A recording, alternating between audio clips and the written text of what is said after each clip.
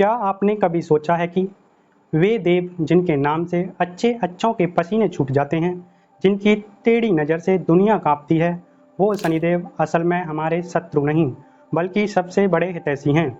जी हाँ, आपने सही सुना। आज हम उस सच से पर्दा उठाएंगे जो सदियों से पौराणिक कथाओं की परतों में दबा है। वो सच जो शनिदेव को दंड नायक नहीं बल्कि जीवन का आईना दिखाता है। राम राम दोस्तों, कल्पना कीजिए उस क्षण की जब सूर्यदेव की पत्नी संज्ञा उनके प्रचंड तेज को सहन न कर सकी। उन्होंने अपनी ही एक प्रतिमूर्ति, अपनी परछाई को जीवन दिया। नाम था छाया, और इसी छाया की कोख से जन्मे वो महाशक्ति जिनके आगमन मात्र से सूर्य का प्रकाश भी धूमिल पड़ गया। ब्रह्मांड जितना श्यामल वर्ण और वो भेदती हुई आंखें जिनसे कोई सत्य छिपा न रह सके। ये कोई साधारण देव नहीं थे, ये थे कर्मफल दाता, न्याय के साक्षात प्रतीक शनिदेव। उनके जन्म ने ही यह सिद्ध कर दिया कि कर्म के विधान से स्वयं सूर्यदेव भी अछूते नहीं। अपने जन्म के पहले क्षण से ही शनिदेव को ब्रह्मांडीय न्यायाधीश का पद सौंपा गया। वो दर्पण बने जो हर किसी को उसके कर्मों का असली चेहरा दिखाता है। उनका गहरा श्याम वर्ण उनकी गहन आध्यात्मिक दृष्टि का प्रतीक है, जो देवताओं के मन में छिपे सत्य को भी भांप लेती है।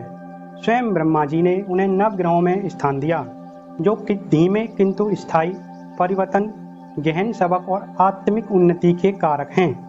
शनिदेव तुरंत फल नहीं देते बल्कि धैर्य की कसौटी पर कसकर हमारे झूठे अहंकार को गलाकर हमें सत्य के मार्ग पर लाते हैं। क्या आप जानते हैं शनिदेव को सरसों का तेल क्यों चढ़ाया जाता है? पद्म पुराण की एक कथा में हमें इसका रहस्य बताती है। एक निर्धन तेली जो स्वयं 7.5 की पीड़ा से गुजर रहे एक शनि भक्त को अनजाने में तेल दान कर बैठा। उस एक निस्वार्थ कर्म ने उसके भाग्य का पहिया ही घुमा दिया। जहाँ पहले दुख और दरिद्रता का अंधकार था, वहाँ सुख और समृद्धि के दीप जल उठे। दोस्तों, यह तेल शनिदेव को प्रसन्न करने के लिए नहीं बल्कि अपने भीतर के अहंकार, अपनी नेगेटिविटी को शुद्ध करने का प्रतीक है। जैसे तेल मैल को काटता है, वैसे ही शनि आपके कर्मों के मैल को प्रकट कर उसे शुद्ध करते हैं। एक और अद्भुत कथा हमें रामायण काल में ले जाती है, जब अहंकारी रावण ने अपने पुत्र मेघनाथ को अमर बनाने के लिए सभी नवग्रहों को एक ही अशुभ स्थिति में बंदी बना लिया था। लेकिन न्याय के देवता शनि कहाँ मानने वाले थे। उन्होंने अपनी स्थिति बदल दी, जिससे रावण का मनोरथ सिद्ध न हो सका। क्रोधित रावण ने शनिदेव को जंजीरों में जकड़कर अपने महल के सबसे अंधकार में तहखाने में डाल दिया। देखिए, ब्रह्मांडीय न्याय के देवता भी कभी कभी भौतिक बंधनों में बंध जाते हैं। यह संदेश है कि हर शक्ति की अपनी सीमा होती है। जब पवन पुत्र हनुमान माता सीता की खोज में लंका पहुँचे तो उन्होंने उस तहखाने में शनिदेव को जंजीरों में जकड़ा पाया। करुणा से भरकर बजरंगबली ने शनिदेव को मुक्त किया। कृतज्ञ शनिदेव ने हनुमान जी से लंका से बाहर निकलने में सहायता मांगी। क्योंकि हनुमान जी स्वयं एक अति महत्वपूर्ण लक्ष्य पर थे, उन्होंने एक अद्भुत युक्ति सोची। अपना आकार विराट कर उन्होंने शनिदेव को अपनी हथेली पर बिठाया और अपनी असीम शक्ति से उन्हें लंका से इतनी दूर फेंका कि वे एक पर्वत से जा टकराए और मूर्छित हो गए। कुछ दयालु व्यापारियों ने उन्हें देखा और सरसों के तेल से उनकी मालिश की, जिससे उनकी शक्ति लौट आई।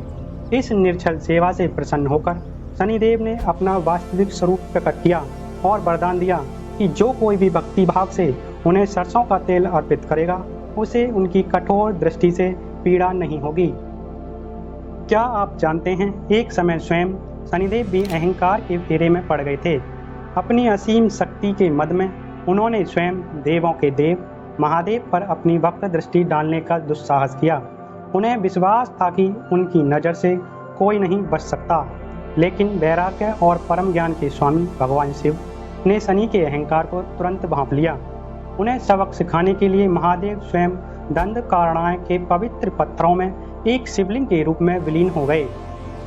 शनिदेव ने हजारों वर्षों तक भगवान शिव को खोजा पर असफल रहे। अंततः उन्हें अपनी भूल का आभास हुआ, अपने अहंकार का बोध हुआ। विनम्रता से भरकर उन्होंने प्रार्थना की, हे प्रभु, मैं जो कर्म की दृष्टि हूँ उस परमात्मा को कैसे प्रभावित कर सकता हूँ जिसने स्वयं अपने समस्त कर्मों को ज्ञान की अग्नि में भस्म कर दिया है। वैदिक ज्योतिष में शनि कभी अकारण दंड नहीं देते। हर कर्म का फल निश्चित है और शनि आपके संचित कर्मों के अनुसार न्याय या आशीर्वाद लेकर आते हैं। जैसे 7.5 वो 7.5 वर्षों का समय जब शनि आपकी चंद्र राशि और उसके आसपास की राशियों से गुजरते हैं, यह आत्मिक शुद्धिकरण का सबसे तीव्र काल है जो आपके धैर्य, अहंकार, रिश्तों और सहन शक्ति की कठोर परीक्षा लेता है। यह वो अग्नि परीक्षा है जो आपके व्यक्तित्व के झूठे मुखौटों को जलाकर आपके सच्चे स्वरूप को निखारती है। ऐसे ही ढैया वो 2.5 वर्ष की अवधि जब शनि चंद्रमा से चौथे या 8वें भाव में भ्रमण करते हैं, यह आपकी मानसिक और भावनात्मक शक्ति की कसौटी है जो आंतरिक संघर्षों और बाहरी चुनौतियों की सतह पर लाती है। इन्हीं चुनौतियों से गुजरकर हम अपनी गहरी कमजोरियों को पहचानते और उन्हें दूर करते हैं। ऐसे ही है महादशा। यह 19 वर्षों की एक लंबी और गहन अवधि है जो दर्शाती है कि शनि किस प्रकार आपके पूर्व जन्मों के कर्मों के अनुसार आपके जीवन की दिशा देते हैं। शनि महादशा के दौरान व्यक्ति अपनी पहचान, उद्देश्य और आध्यात्मिक दिशा के आमूल-चूल परिवर्तन से गुजरता है। दोस्तों, इन अवधियों को सजा के रूप में देखना एक भूल है। वास्तव में ये गहन शुद्धिकरण के चरण हैं। यहाँ भ्रम मिटते ही झूठी पहचानें टूटती हैं और आत्मा को अपने वास्तविक विकास के लिए प्रेरित किया जाता है। यदि इन्हें विनम्रता और साहस से स्वीकार किया जाए तो ये आध्यात्मिक प्रगति और आत्मा जागृति के अद्भुत अवसर बन जाते हैं। शनिदेव का कार्य विनाश करना नहीं बल्कि हमारे भीतर बैठे भ्रम के दानव का संहार करना है। हमारे अहंकार की अग्नि में हमारे कर्मों को तपाकर कुंदन बनाना है और हमारी आत्मा को मुक्ति के मार्ग पर अग्रसर करना है। वे हमें याद दिलाते हैं कि ना कोई प्रार्थना कर्म फल को मिटा सकती है और ना ही कोई शॉर्टकट धर्म के मार्ग से भटका सकता है। यदि शिव अज्ञान का अंधकार मिटाते हैं तो शनि वो दर्पण हैं जो पहले हमें हमारे अहंकार और गर्व की परछाई से सामना करवाते हैं। जब शनि की परीक्षाएं विनम्रता से स्वीकार की जाती हैं तो वे आपको तोड़ते नहीं हैं बल्कि तराश कर आपको दिव्य आशीर्वाद और मोक्ष का अधिकारी बनाते हैं। तो अगली बार जब शनि आपके जीवन के द्वार पर दस्तक दें तो डरिए मत। उस जागृति का, उस शुद्धिकरण का स्वागत कीजिए जो आपके भीतर के अंधकार को चीरकर ज्ञान का प्रकाश फैला देगी। दोस्तों, अगर आपको शनिदेव की यह अनसुनी अनदेखी सच्चाई अच्छी लगी हो तो वीडियो को लाइक, शेयर और चैनल को सब्सक्राइब करना बिल्कुल भी ना भूलें। मिलते हैं अगली वीडियो में एक और नई जानकारी के साथ। तब तक अपना ख्याल रखें और SPL ज्ञान चैनल के साथ जुड़े रहें।